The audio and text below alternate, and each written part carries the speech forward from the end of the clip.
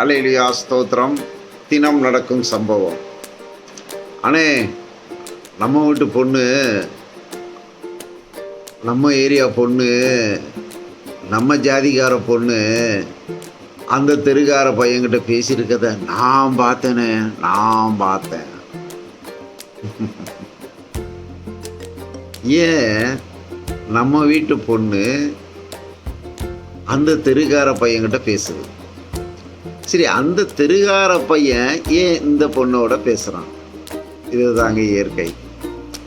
ஆமாங்க, ஒரு பொண்ணோ ஒரு ஆணோ மனுஷனை பிடிச்சி கல்யாணம் பண்ணிடுறாங்க. அது ஒரே ஜாதியில் பண்ணாலும் சரி, வேறு மதத்தில் பண்ணாலும் சரி, அவர்களுக்குள்ள கடவுள் நியமித்ததை மனிதன் பிரிக்காதிருக்க கடவுள் என்று வேதம் சொல்கிறது. ஆமாம், அப்போ அவர்களை கடவுள் இணைத்து வைத்து விட்டால் அவர்கள் புது சிருஷ்டியாய் இருக்கிறார்கள். அவர்கள் ஒரே மாம்சமும் ஒரே சரீரமாக இருந்து இந்த உலகத்தில் தன் ஜீவ நாட்களை கடக்கிறார்கள். மாறாக லவ் பண்ணுறது தப்பா?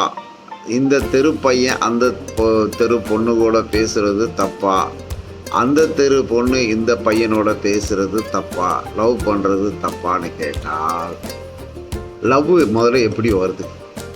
ஒரு குடிகாரம் குடிக்கினாலும் கூட அந்த குடி சம்மந்தப்பட்டவங்களோட பேசி அந்த குடி சம்மந்தப்பட்டவங்களோட பழகினா மட்டும்தான் குடி போதை வரும்.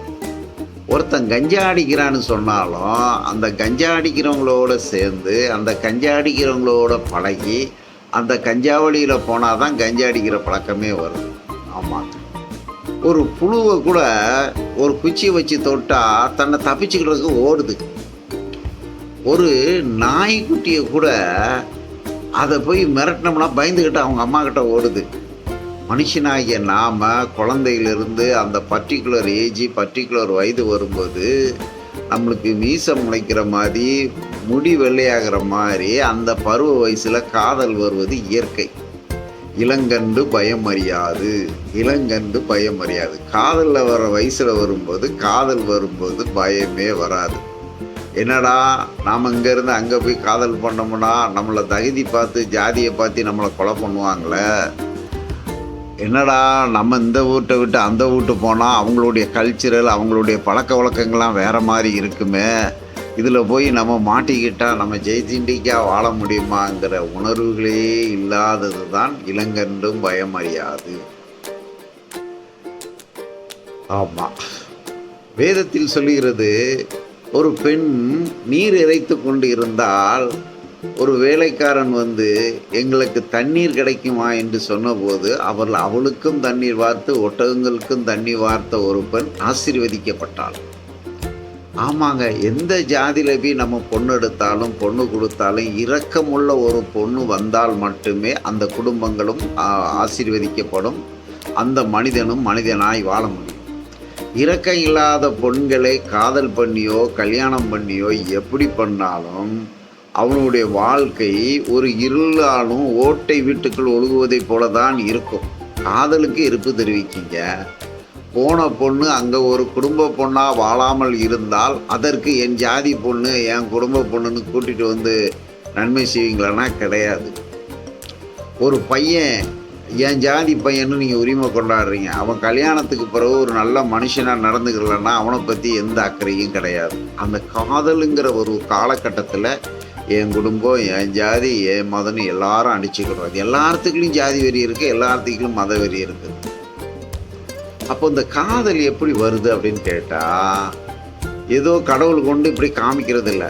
நீ காதலை பற்றி உன் வீட்டில் அதிகமாக பேசுகிறா, உழைப்புத்தன்மை இல்லாமல் பேசுகிறா, உன் நண்பர்கள் வெளியிலையும் பெண்கள் வெளியிலும் வீடுகளில் சேர்க்குறா, அதை பற்றி பேசும்போது அதில் வந்து காதல் விதை போட்டு முளைக்கிறது.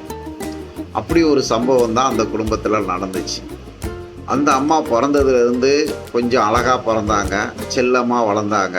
முன்னேற்றமான எண்ணங்களே கிடையாது, தண்ணீரை இறைத்து கொடுக்குற குணாதிசயங்களும் கிடையாது, நல்லவர்களோட பழகிற குணாதிசயங்களும் கிடையாது. அந்த பொண்ணு அழகாக இருக்குன்னு ஒருவர் அழகுக்காக உழைக்கிறவர் கல்யாணம் பண்ணிக்கிட்டாரு.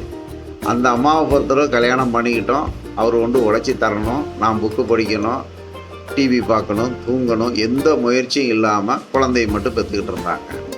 அப்போ அந்த குடும்பம் வளருமா? வளராது.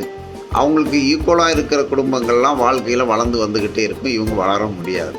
அப்போ அந்த பிள்ளைகள் வளரும்போது அவங்களுக்கு என்னதான் வசதியான வீட்டில் பிறந்தாலும் அந்த பருவ வயசு வரும்போது யார் இடத்துல பழகும்? தன்னை விட அன்பு செலுத்துகிறவங்ககிட்ட பழக ஆரம்பிக்கும். தனக்கு இழிச்சவனாக இருக்கவங்ககிட்ட பழக ஆரம்பிக்கும். அதில் ஒரு பையன் என்ன பண்ணுறான்? அந்த அம்மா கிட்ட போயிட்டு அவங்க பையன் வழியாக வீட்டுக்குள்ளே வர்றான். யார்? அவங்க பையன் வழியாக ஃப்ரெண்ட்ஷிப்பாக வீட்டுக்குள்ளே வர்றான். கிராமப்புறங்களில் சொல்லுவாங்க 6 வயசு 7 வயசுனாலே ஆம்பளை பிள்ளைய தனியாக இருக்கணும், பொம்பளை பிள்ளை தனியாக இருக்கணும், ஒரு பேசக்கூடாது, வயசு பிள்ளைங்க இருக்க வீட்டில் ஆண்களை உள்ளே சேர்க்கக்கூடாதுன்ட்டு மத கட்டுப்பாடுலேருந்து இருக்குது. அப்போ அதெல்லாம் நன்மையை பேஸ் பண்ணி தானே இருக்குது. ஏன்னா இளங்கன்று பயம் அறியாது. அப்போ அந்த பையன் வர்றான், ஆண்டி அம்மா இந்தாங்க இதில் ஒரு 10,000 ரூபா பணம் இருக்குது, இதை நான் அப்புறமா வாங்கிக்கிறதாங்கிறாங்க. இந்த அம்மா உழைக்கிறதும் கிடையாது, சிந்திக்கிறதும் கிடையாது. வீட்டில் தூங்கணும், வீட்டுக்கார குறை சொல்லணும், 3 பிள்ளைய பெற்றுட்டா 3 பிள்ளைய வயசாக வந்துட்டு அடுத்த பிள்ளைங்களை வீட்டுக்குள்ளே கூட்டிகிட்டு வரானா. சிந்திக்கிறவங்களுக்கு உழைக்கிறவங்களுக்கு தானே நல்ல அறிவு இருக்கும். தின்னுட்டு சினிமா பார்த்துட்டு தூங்குறவங்களுக்கு என்ன அறிக்கும்? அவங்க பார்த்த பிள்ளைங்களுக்கு என்ன அறிவு இருக்கும்? ஒரு அறிவும் இருக்காது. இதில் என் ஜாதின்னு பேசுறதுல என்ன உரிமை இருக்குது? கடைசியில் அந்த பையன் 6,000 10,000 கொடுக்குறான், வர்றான் போகிறான். எனக்கு ஒரு 1,000 ரூபா கிடைக்குமா? 1000 ரூபாண்டி இந்தாங்க 2,000 ரூபா வச்சுக்கான்னு கொடுக்குறான். அப்போ அம்மாவை 2,000 ரூபா வாங்கினோன்னா அவனுக்கு காப்பி கொடுக்குறாங்க, அவனுக்கு டீ கொடுக்குறாங்க. இப்படி அந்த பையனை வீட்டுக்குள்ளே சேர்க்கும்போது அங்கே நெருப்பும் பஞ்சும் பக்கத்தில் இருந்தால் காதல் வருமா? வராதா? அப்போ அம்மாவுக்கு பிடிச்சமான பையன் பணம் வச்சுருக்கான், பொருளாதாரம் வச்சுருக்கான், நம்மளும் சோம்பேறி, நம்ம அம்மாவும் சோம்பேறி, நாமளுக்கு காதல் வரும்.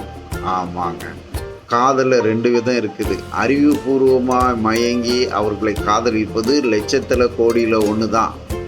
மேலழகாக காதலிப்பது தான் ஜாதி காதல்கள். அப்போ அவன் கீழ்மட்டு பையனாக இருந்தாலும் பார்க்குறதுக்கு பந்தாவும் ட்ரெஸ்ஸும் பண்ணி பண வசதியும் இருக்கும்போது பொருளாதாரத்தில் இருந்தும் பிள்ளைங்கக்கிட்ட அன்பு செலுத்தாமல் சிலவங்க பணத்தை மட்டுமே சம்பாதிக்கிறவங்களாக இருப்பாங்க. அவங்க பிள்ளைங்களுக்கு காதல் வரும். சிலவங்க பணம் இருக்கும், அக்கம் பக்கத்துடைய உலக மார்க்கம் இல்லாமல் பரம்பரை சொத்தை தின்னுட்டு இருக்கவங்களுக்கும் காதல் வரும். அப்போ தன்னுடைய பிள்ளைங்களை வளர்க்கக்கூடிய வயசில் வேதத்துக்கு அறிஞ்சு, சத்தியத்துக்கு அறிஞ்சு, சமுதாயத்துக்கு அறிஞ்சு, இந்த இடத்துல நம்ம பிள்ளைகள் இருக்குது, அந்த பிள்ளைகளுக்கு நல்ல எண்ணங்களை கற்றுக் கொடுக்கணும், நல்ல தொழில்நுட்பங்களை கற்றுக் கொடுக்கணும், அதுங்களை எதிர்காலத்தில் வாழணும், சொந்த பந்தங்களை நம்ம ஆதரிக்கணும், எல்லாத்துடையும் கோஆப்ரேட்டிவாக இருக்கும்போது அந்த பிள்ளைகள் 4 இடத்துல பேசும்.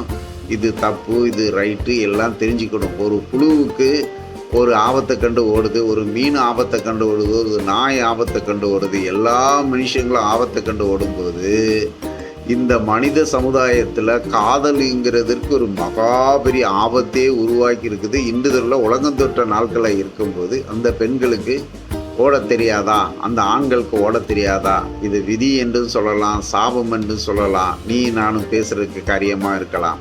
அதனால் கடவுளை தேடுவோம், உழைப்புவோம், முன்னேறுவோம், நல்லொழுக்கங்களை கற்றுக்கொள்ளுவோம், நல்வழியில் நடப்போம். கடவுள் நம்மளை ஆசீர்வதிப்பாராக. அல்லேலூயா, ஆமேன்.